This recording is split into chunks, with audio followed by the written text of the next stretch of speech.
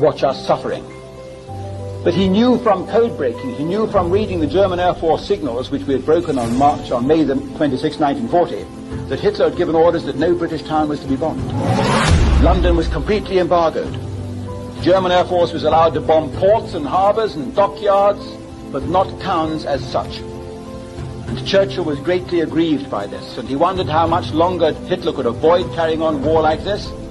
But Hitler, as we know, carried on until September 1940 without bombing any English towns. The embargo stayed in force. You can see it in the German archives now, and we know from the code breaking of the German signals that Churchill was reading Hitler's orders to the German Air Force not on any account to bomb these towns. So there was no way that we could drag in the Americans that way unless we could provoke Hitler to do it. Which is why on August the 25th, 1940, Churchill gave the order to the British Air Force to go and bomb Berlin.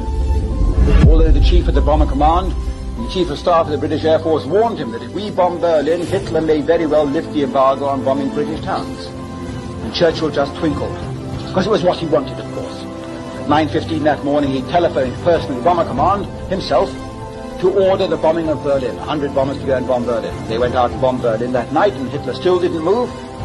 Hitler ordered another raid on Berlin, and so it went on for the next 7 or 10 days until finally on September the 4th, Hitler lost his patience and made that famous speech in the Sport Palace in Berlin in which he said, "This madman has bombed Berlin now 7 times.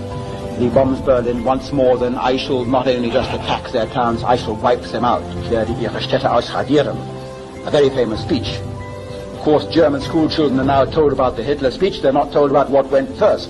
They're not told how Churchill sent out deliberately to provoke the bombing of his own capital. And on the following day, Churchill ordered Berlin bombed again.